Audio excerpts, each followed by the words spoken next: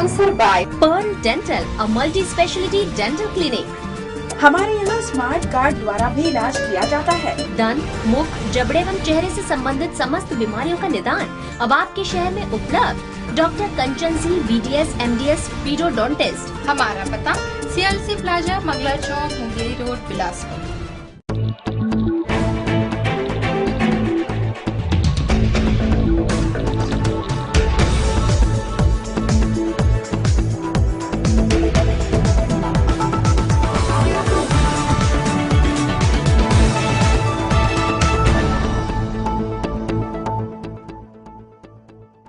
नमस्कार, आप देख रहे हैं सिटी न्यूज। मैं हूं रमा धीमान। आइए बुलेटिन की शुरुआत करें, लेकिन उससे पहले हेडलाइंस।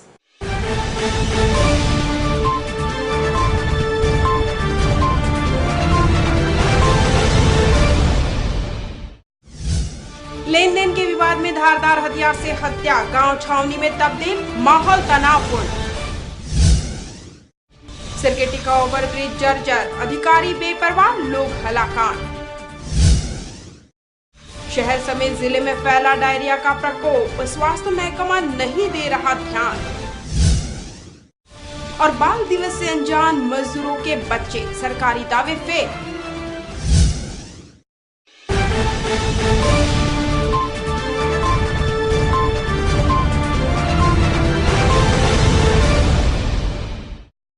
हेडलाइंस के बाद अब खबरें विस्तार से। लेन देन के विवाद में एक पक्ष ने दूसरे पक्ष पर लाठी, तब्बल और डंडे से वार कर दिया, जिससे एक की मौत हो गई। वहीं परिवार के अन्य सदस्य अपनी जान बचाकर भाग गए। पुलिस कुछ लोगों को हिरासत में लेकर पूछताछ कर रही है। रोते बिलखते ये वो परिजन हैं जिन्होंने अपने परिवार के मुखिया को खो देने का गम बना रहे हैं। दरअसल चकरभाटा थाना क्षेत्र के कनेरी गांव में रहने वाले अघन दास का अपने भाइयों के साथ जमीन बंटवारे की बात चल रही थी, जिसमें काफी देर हो रही थी। अघन दास के भाई बाबूलाल और फागूराम ये सभी एक ही गांव में रहते हैं।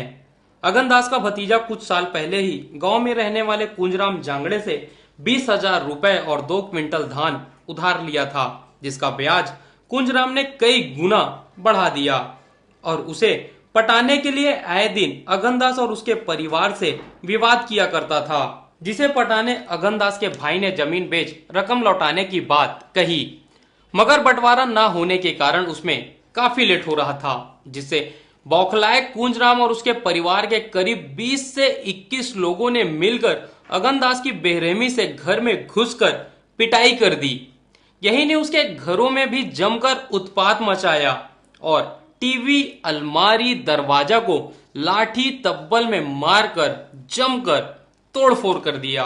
घर में घुसर के अत्ती मारिस, फिर गिला 2 जगले की मारिस, बिकट तब्बल धरे से लाठी टंगिया धरिस, चूड़ी साकी सब ले दे, साड़ी उड़ी सब लचीर चार दे हेवा, डंडा मारे, एक लाठी जगला। घर में टीवी देखत रहे, तेकर बाद मन 20-25 झिनाइन है, तहन लुकात रहे, तहन मन लाठी में ना यह करके वो घर भीतर में जाके मोर पापा लत्ती मारी से, तेकर बाद एती लाइन है, एतिल मार के तहन हमन ला भागा ऐसे किसना तो हमन भागे हन।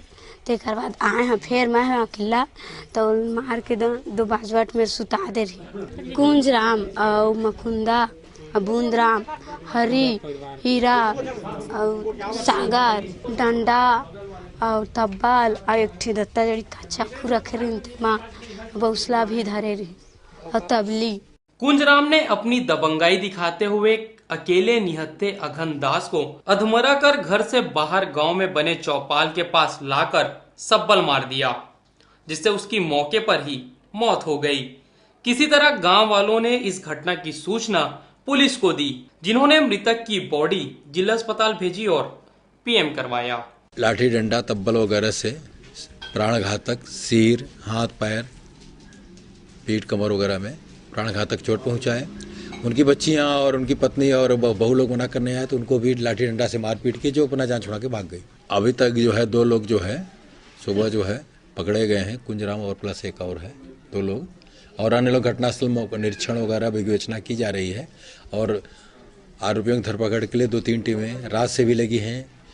जिला अस्पताल में भी लगाया गया गोपनीय साजिश में, और गांव में भी रात में भी 2-3 बार 10-20 स्टाफ लगाया गया। यहाँ भी कैंप किया गया शांति व्यवस्था बनाने के लिए। और उसकी अग्रिम विवेचना की जाए, आरोपी की धरपकड़ का प्रयास किया जाएगा, उससे गिरफ्तारी की जाएगी। पुलिस ने मुख्य आरोपी और उसके सहयोगी को हिरासत में ले लिया है और उनसे पूछताछ कर रही है। मगर उस परिवार का क्या जिसने अपने मुखिया को खो दिया? अब देखना होगा कि पुलिस कब तक सभी आरोपियों को गिरफ्तार कर उन्हें इंसाफ दिला पाती है। कैमरामैन पुष्प रंजन कश्यप के साथ श्रीकांत प्रजापति, सिटी न्यूज, बिलासपुर। चकरभाटा की कनेरी में हुई हत्या से गांव में दहशत का माहौल है। वहीं गांव को पुलिस ने छावनी में तब्दील कर दिया है। गांव का माहौल तनावपूर्ण बना हुआ है।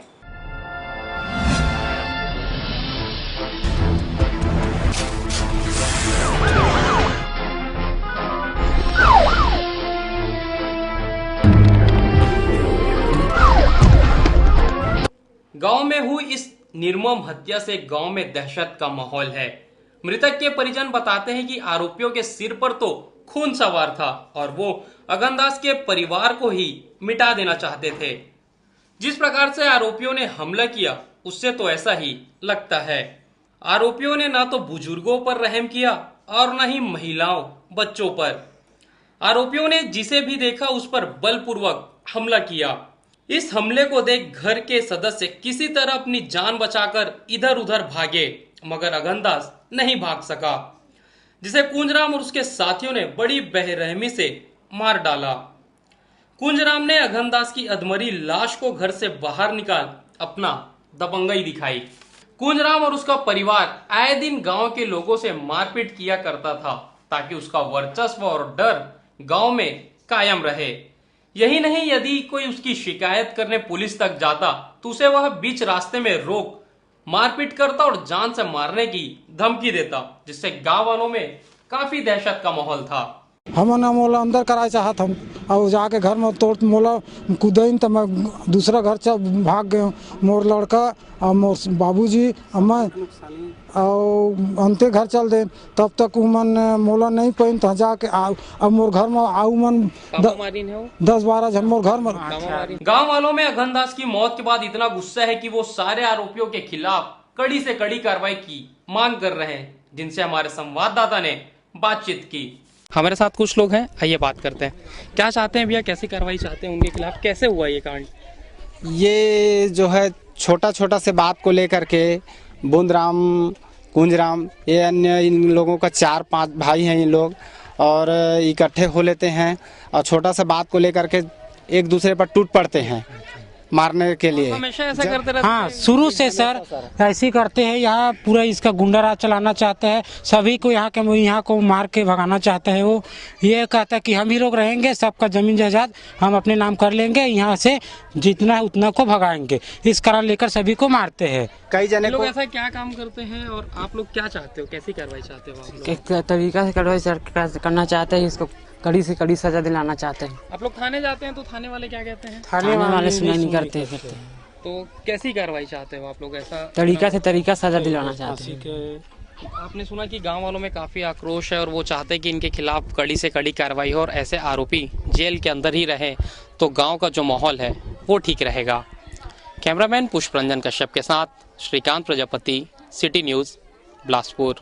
इस घटना के बाद से गांव की सारी महिलाएं आरोपियों के खिलाफ लामबंद हो गई हैं, जिनसे हमारे संवाददाता ने बातचीत की। अगनदास की मौत को लेकर के गांव की महिलाओं में काफी आक्रोश है और वो इस बारे में कुछ कहना चाहती है और इन आरोपियों के खिलाफ कड़ी से कड़ी कार्रवाई की मांग करें। हमारे साथ कुछ महिलाएं हैं, आइए उनसे बात करते हैं। हमारे साथ एक बुजुर्ग है, उनसे बात करते हैं कि वो क्या चाहती हैं। काफी प्रताड़ित है उनसे। कैसे हो रही सम्मा, क्या चाहा था आप मन? उसके फांसी होना, सरकार से मोरे बेटा ले गए, उसके फांसी होना। हमारे साथ और कुछ भी महिलाएं हैं, उनसे भी बात करते हैं। कैसे क्या हुआ था? मोर बाबू लाजन मारे हैं तो पूरा गांव पूरा सब डरवाए। ओला फांसी सही, सजा सही, उकर परवाह सही, उकर पूरा लड़का लेक दिया तक के।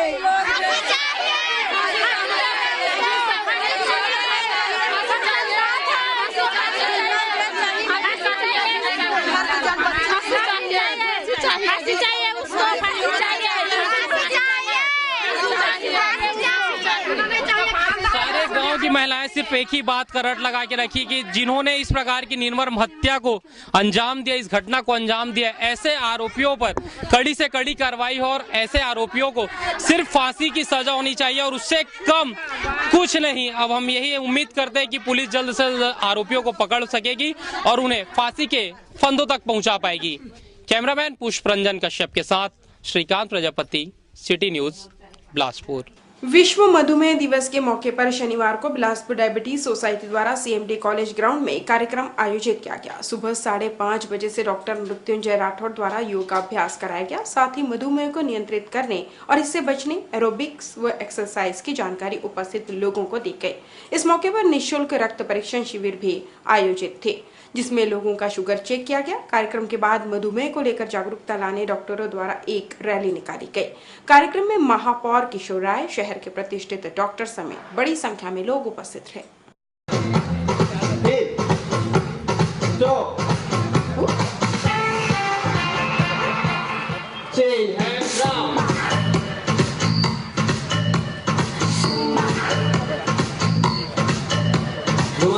विश्व मधुमेह दिवस का ये आयोजन बिलासपुर डायबिटीज सोसाइटी के तत्वाधान में पुलिस ग्राउंड में हो रहा है और इस कार्यक्रम में जैसे आप देख रहे हैं भारी मात्रा में शहर के गणमान्य नागरिक मधुमेह के प्रति लड़ने के लिए अपनी सजगता को दर्शाते हुए योगाभ्यास करने यहाँ उपस्थित हुए हैं। हमारे मित्र डॉक्टर डायबिटीज के लिए विशेष योगाभ्यास का अभ्यास करा रहे हैं। विश्व मधुमेह दिवस के उपलक्ष्य पर शनिवार को जिला अस्पताल में निःशुल्क रक्त जांच शिविर आयोजित किया गया। शिविर में 60 वर्ष से अधिक तक के लोगों के ब्लड टेस्ट किए गए। वहीं पॉजिटिव पाए जाने पर लोगों को इलाज हेतु तरीका भी बताया गया। इसी सिलसिले में एससीसीआर मेंस यूनियन के द्वारा भी रेलवे कर्मचारियों के लिए मंडल रेल प्रबंधक कार्यालय के सामने निःशुल्क जाँच और परामर्श शिविर आयोजित किया गया। मधुमेह के संबंध में विभिन्न कार्यक्रम किए जाते हैं, जागरूकता अभियान चलाया जाता है। हमारे यहाँ जिला चिकित्सालय बिलासपुर में निःशुल्क रक्त जांच की व्यवस्था की गई है। जो भी मधुमेह के मरीज आ रहे हैं या जो संदेहास्पद मरीज हैं उनकी भी निःशुल्क जांच की जा रही है। विशेषकर वृद्धजनों की ब्लड शुगर की जांच की जा रही है। वर्ल्ड डायबिटीज डे को लेकर अपोलो हॉस्पिटल में फ्री शुगर चेकअप कैंप समेत कई कार्यक्रम आयोजित हुए। कार्यक्रम के मुख्य अतिथि मंत्री अमर अग्रवाल ने मधुमेह से बचने, नियमित खानपान और सुव्यवस्थित दिनचर्या के साथ लोगों से तनाव मुक्त जीवन जीने अपील की। साथ ही वक्ताओं ने मधुमेह के कारण और उससे बचने के उपायों की जानकारी दी। डायबिटीज को लेकर हॉस्पिटल प्रबंधन द्वारा प्रतियोगिता भी आयोजित की गई थी, जिसके विजेताओं को मुख्य अतिथि ने पुरस्कृत किया। डायबिटीज से बचने और इसे नियंत्रित करने खान पान में जागरूकता लाने एक स्टॉल लगाया गया था, ताकि लोगों में डायबिटीज को लेकर जागरूकता आए और वे इससे बच सकें।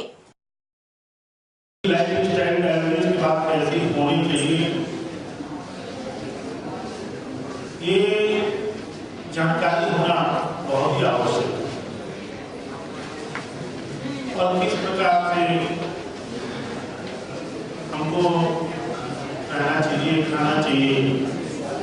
तो आज अपोलो अस्पताल में डायबिटीज डे पर फ्री चेकअप और इसके साथ ही एक जागरूकता अभियान आने के लिए जो कैंप आयोजित किया है। ये जो गंभीर बीमारी है जिससे कि लोग अनभिज्ञ रहते हैं और सडनली जब कॉम्प्लिकेशन हो जाता है डायबिटीज़ का कुछ, या जैसे कि जो डायबिटीज़ के कॉमन कॉम्प्लिकेशंस हैं, क्योंकि ये वाइटल ऑर्गन्स को इफेक्ट करती है, आइस को, किडनी को, हार्ट को, तो लोगों को पता ही नहीं चलता। आजकल ये देखा जाता है कि अगर आप अपनी जीवन शैली जो है, लाइफ स्टाइल जो कि बहुत ज़्यादा चेंज हो रहा है, और खाने पीने में अगर हम लोग अपने जो ट्रेडिशनल पद्धति है वेजिटेरियन डाइट और जो कि बैलेंस क्वांटिटी में प्रोटीन, फिट, विटामिन लेंगे, तो इससे काफ़ी हद तक हम अपने आप को बचा सकते हैं।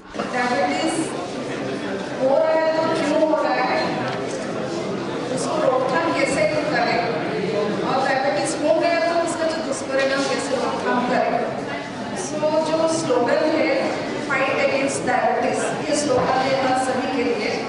तो हम लोग को जानकारी ये काम होनी चाहिए कि कौन लोग डायबिटीज को सब तक हम कैसे रोकें और जिन लोगों को डायबिटीज से आगे चलने तो कैसे हम रोकथाम करें। सिरगिट्टी ओवरब्रिज पर जगह जगह से छड़े रोड के ऊपर आ गई है। वहीं ब्रिज पर कई जगह 1-1 फीट तक बड़ा गड्ढा हो गया है, जिसके कारण ओवरब्रिज पर आए दिन दुर्घटना की स्थिति बनी रहती है और वाहन चालकों को भी इस मार्ग से गुजरते समय काफी जद्दोजहद करनी पड़ती है। रायपुर रोड से औद्योगिक क्षेत्र सिरगिट्टी को जोड़ने वाले ओवरब्रिज पर जगह जगह लोहे का छड़ रोड के ऊपर आ रहा है।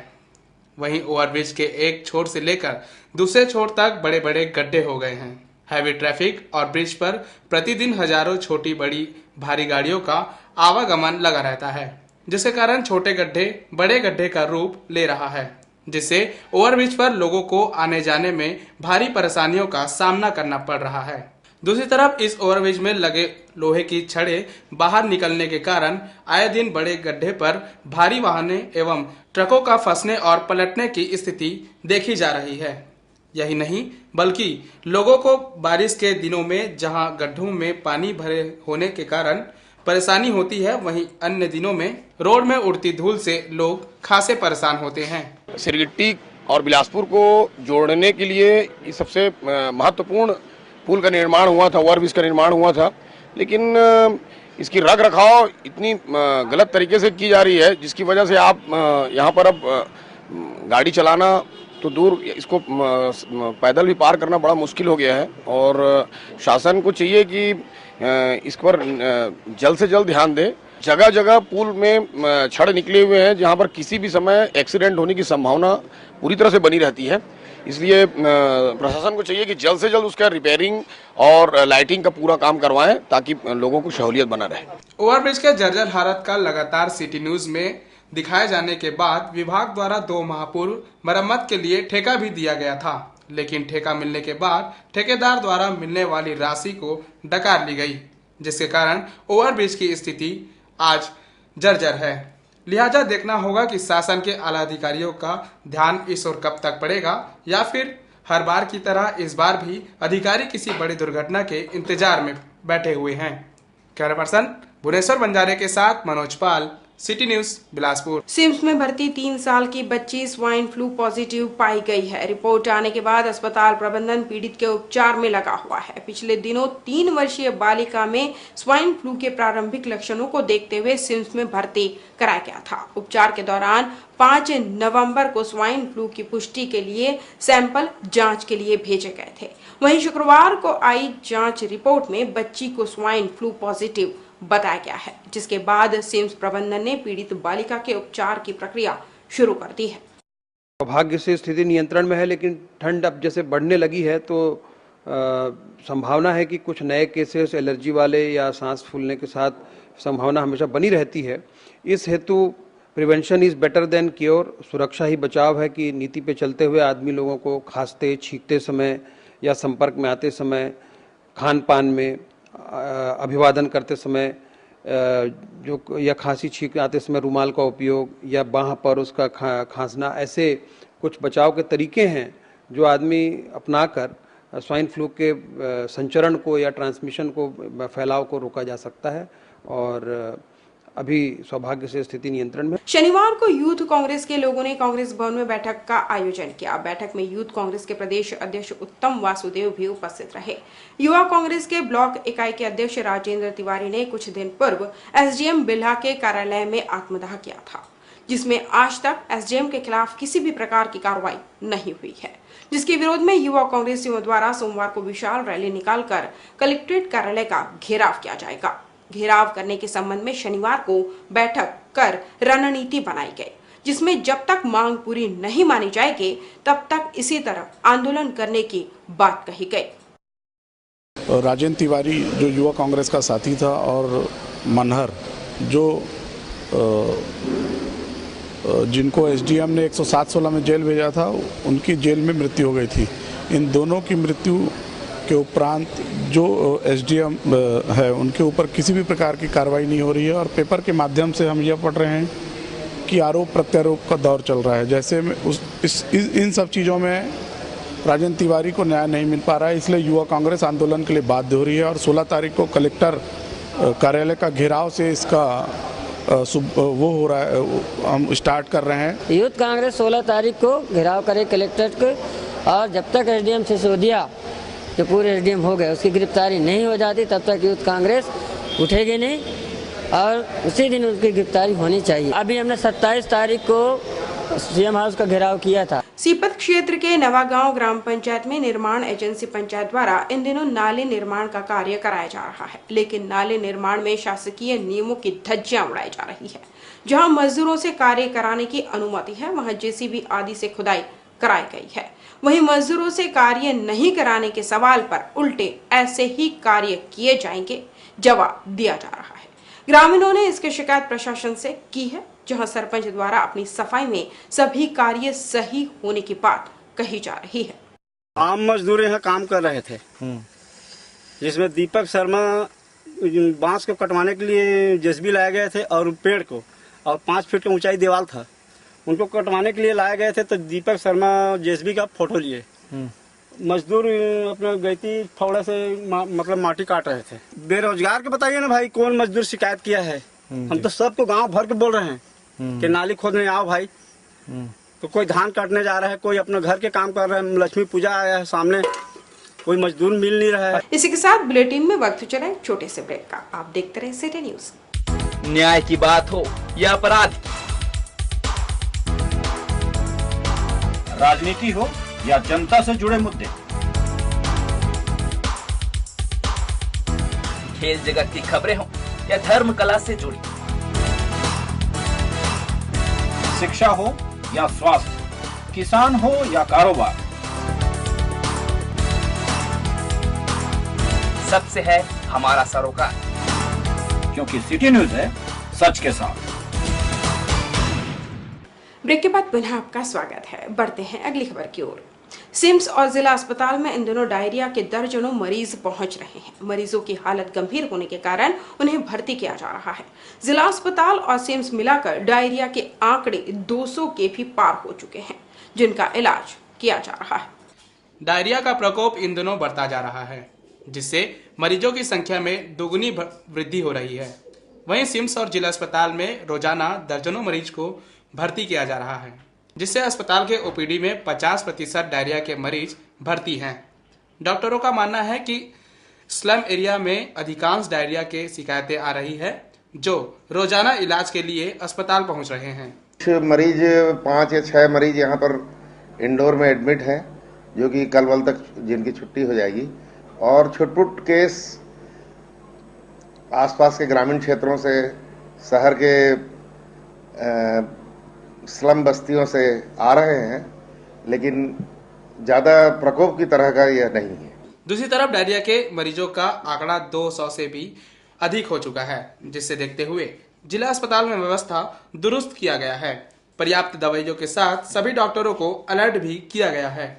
अब दस्त उल्टी के सारे दवाइयाँ यहाँ उपलब्ध हैं, सभी चिकित्सकों को अलर्ट किया गया हुआ है, लेकिन वर्तमान में जो दस्त के मरीज आ रहे थे उनमें कमी आई। डॉक्टरों द्वारा डायरिया और मौसमी बीमारी से बचने लगातार तरह तरह की सलाह दी जा रही है और खान पान का विशेष ध्यान रखने मरीजों को कहा जा रहा है। कैमरा पर्सन भुवनेश्वर बंजारे के साथ मनोज पाल, सिटी न्यूज बिलासपुर। शनिवार को पूरे देश में पंडित जवाहरलाल नेहरू की 125वीं जयंती मनाई गई। इस अवसर पर सभी ने चाचा नेहरू को याद किया और उनके छायाचित्र पर माल्यार्पण किया। बिलासपुर जिला कांग्रेस कमेटी ने भी नेहरू जी की 125वीं जयंती अवसर पर नेहरू चौक स्थित पंडित जवाहरलाल नेहरू जी की प्रतिमा में माल्यार्पण किया। वहीं कांग्रेसियों ने चाचा नेहरू के बारे में कहा कि मिसाल के तौर पर राष्ट्रवादी विचारधारा के लोग हमेशा नेहरू जी को याद किया करते हैं। आजादी की लड़ाई हो या आजादी के बाद राष्ट्र निर्माण की चुनौतियों का सामना करने की दिलेरी, इसका श्रेय आजादी के पहले और उसके बाद भी नेहरू जी को ही मिला। ऐसे महापुरुष की जयंती पर जिला कांग्रेस कमेटी ने उन्हें याद किया। नेहरू जी इस भारत के प्रथम प्रधानमंत्री ही नहीं थे, इस देश का उन्होंने नींव रखा और उसी नींव पर आज मजबूत भारत खड़ा। प्रधानमंत्री रहते हुए जो भारत बहुत कमजोर था अंग्रेजों के जमाने में, और खास करके आर्थिक रूप से और आर्थिक रूप में संपन्न कैसे बनाया जाए, तो उन्होंने उसको बहुत बारीकी से समझा और किसानों को प्रोत्साहित किया और किसानों के लिए बहुत काम किया, जिसमें आज बड़े बड़े डैम बांध सब उनके बनाए हुए, उन्हीं के रास्ते पर चलते हुए बाकी लोगों ने काम किया। तो आज ऐसा सोच वाले व्यक्ति की भारत में जरूरत है जो भारत की नींव को मजबूत कर सके, भारत को आगे बढ़ा सके और एकता प्रेम अखंडता की ओर जो उन्होंने काम किया था और भारत की नींव को मजबूत बनाया था। 14 नवंबर देश भर में बाल दिवस के रूप में मनाया गया। जगह जगह विविध आयोजन हुए। बाल दिवस के मौके पर हमारी नजर इन घुमंतु बच्चों पर पड़ी जो कचरे के बीच गुजर बसर कर उसी कचरे से अपना पेट पालने मजबूर हैं और समय के साथ साथ आपराधिक घटनाओं और नशाखोरी की ओर तेजी से बढ़ रहे हैं। शिक्षा से कोसों दूर इन बच्चों के लिए शायद कोई चाचा नेहरू नहीं है जो इन्हें सही राह पर चलकर शिक्षा से जोड़कर उनमें कुछ करने की अलख जगा सके। रेलवे स्टेशन पर इन बच्चों में ज्यादातर बच्चे अनाथ हैं जो होश संभालते ही आपराधिक गतिविधियों में लिप्त होते जा रहे हैं। इन बच्चों के पुनर्वास के लिए योजना तो है, पर सरकारी प्रयासों की कमी और रोजी रोटी की इनकी हर दिन की जुगत के आगे ये बच्चे लाचार है और हमेशा शायद ऐसा जीवन जीने मजबूर भी। वो मास्टर उसका बोट और सब रखाया था, कहाँ चला गया। घर वाले बोलते हैं पढ़ने के लिए, तो ये काम क्यों करते हैं? अब जाएगा मास्टर आएगा तभी ना। ये काम क्यों करते हैं? मास्टर नहीं आता है तभी ना हम लोग घर वाले मना नहीं करते काम करने से? घर वाले को पता है? नहीं, खाने के लिए बिनता है वाला। घर वाले को पता है? कितना पैसा मिल जाता है? कितना पैसा मिल जाता है? 50-60 डेली का। तो क्या करते हैं? खाता है, घर में देता है। महानगरों की तरह अब शहर में भी फैशन डिजाइनिंग की शुरुआत हो गई है। राजू प्लाजा के आकृति फैशन शिल्प इंटीरियर में अब लोगों को आधुनिक डिजाइन के कपड़े बनाने व रैंप पर चलने कोर्स कराया जाएगा। बिलासपुर शहर में पहली बार फैशन इंटीरियर और फैशन डिजाइनिंग के शैक्षणिक संस्थान की शुरुआत हुई है। राजू प्लाजा स्थित आकृति फैशन शिल्प इंटीरियर में कई कोर्स ऑफर किए जाते हैं, जिसमें संस्था द्वारा बेसिक फैशन और इंटीरियर में बेसिक डेवलपमेंट डिप्लोमा 1 साल के कराए जा रहे हैं। वहीं यहां एडवांस डिप्लोमा 2 वर्ष की कक्षाएं ली जाती है, जिसमें बच्चों को प्रैक्टिकल भी संस्था में कराए जाते हैं। शनिवार को आकृति फैशन शिल्प इंटीरियर में फैशन डिजाइनिंग के बारे में इनॉग्रेशन किया गया। दोनों संस्थाओं को एक ही जगह में संचालित किया जा रहा है, जिसमें वहां पढ़ने वाले छात्राओं ने बढ़ चढ़कर भाग लिया और सभी ने आधुनिक युग के इस तर्ज को सराहा। रिसेंटली हमने इंटीरियर डिज़ाइनिंग की भी क्लासेस इंट्रोड्यूस की हैं और अभी तक हमारे पास सिर्फ 1 ईयर कोर्स था फैशन की फील्ड में और इंटीरियर की फील्ड में, लेकिन अब हम 2nd year course advance diploma in fashion and advance diploma in interior introduce किया है। अपार्ट फ्रॉम दैट जो सॉफ्टवेयर्स होते हैं जिससे उनकी फील्ड में और प्रोफेशनलिज्म आ जाता है कि अपने काम को कैसे और परफेक्शन के साथ किया जाए, मार्केट में कैसे अपने आप को इंट्रोड्यूस किया जाए, तो वो सारी चीज़ें भी इनके कोर्स में इंक्लूड की गई हैं। यहाँ पर प्रैक्टिकल ट्रेनिंग दी जाती है, मशीन्स पे काम करना, सॉफ्टवेयर्स पे कैसे काम करना है, ताकि कल को वो इंडस्ट्रीज़ पे भी काम करें तो हर तरह की मशीनरी और टेक्नोलॉजी को हैंडल कर सकें। फैशन की फील्ड में एक्सपोजर बहुत ज़रूरी है, तो हम स्टूडेंट को गैदर करके एग्जीबिशंस, फैशन शोज़ ये सब कराते रहते हैं, ताकि उनको न सिर्फ थियोरेटिकल नॉलेज हो, प्रैक्टिकल नॉलेज भी हो और उन्हें अपना वर्क एक्सप्रेस करना आना चाहिए और उसको आप कैसे रिप्रेजेंट करते हैं ये स्टूडेंट लेवल पे ही सीख लेते हैं स्टूडेंट्स, तो वो बेटर होता है। एजुकेशन मैं कहना चाहूँगी कि बिलासपुर के अंदर अब तक का बेस्ट डिज़ाइनिंग इंस्टीट्यूट और कॉलेज है।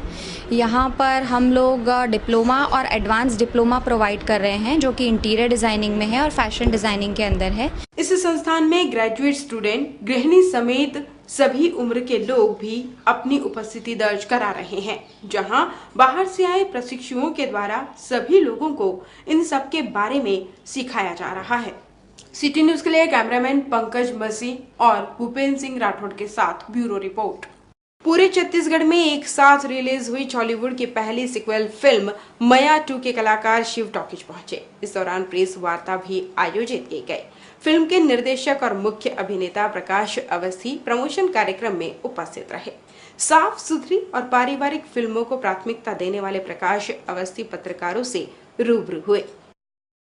दर्शकों ने मया को सराहा है। मया को एक पारिवारिक पृष्ठभूमि पे फिल्म बनी थी और उसमें हम लोगों ने सारे लोगों के लिए, यानी कि बच्चों से लेकर के बूढ़ों तक के लिए, सबके लिए कुछ ना कुछ मसाला डाला था। इस बात को ध्यान में रख के मैंने मया 2 का निर्माण किया है। और मैं सच बताना चाहूंगा कि रायपुर की स्थिति यह है कि वहां पे महिलाओं से पूरा हॉल खचाखच भर रहा है। महिलाएं इतनी, मतलब टिकट नहीं मिल रहे हैं, महिलाएं वापस जा रही हैं, महिलाएं खड़े होकर के देख रही हैं। हमारी स्थिति वहां पे ये है और मैं चाहूंगा कि यहाँ पे भी दर्शक उसको वैसा ही रिस्पॉन्स दें। जहां तक मया 2 की बात है तो मया आप सभी ने देखी, आप सबने प्यार दिया है, सिल्वर जुबली थी। मया 2 में काम करना एक मेरे लिए बहुत ही अच्छा अनुभव है। और आपको सबसे बड़ी बात बताऊं कि भोजपुरी फिल्मों और छत्तीसगढ़ी फिल्मों में जमीन आसमान का अंतर होते हैं, तो आप सब जानते हैं। क्योंकि छत्तीसगढ़ जो फिल्म होती है, हम पारिवारिक फिल्म और हम हर व्यक्ति को देखते हुए फिल्म बनाते हैं। ऐसा नहीं कि आप परिवार के साथ आप मया 2 देख सकते हैं, आप अपने घर परिवार सभी के साथ एक अच्छा मैसेज है, सोशल मैसेज है, हर चीज़ इसमें बताया गया है। घर परिवार की कहानी, भाई भाई एंटरटेनमेंट के साथ में हर कुछ है। तो ये मेरा बहुत अच्छा अनुभव था और जनता मेरे काम को पसंद करी, ये सबसे बड़ी बात है। और मैं सौभाग्यशाली हूँ कि मया 2 जैसी फिल्म का मैं हिस्सा और मेरी पहली फिल्म है। इस बुलेटिन में बस इतना ही। अपने आसपास की खबरों के लिए देखते रहिए सिटी न्यूज़ और मुझे दीजिए विदा। नमस्कार।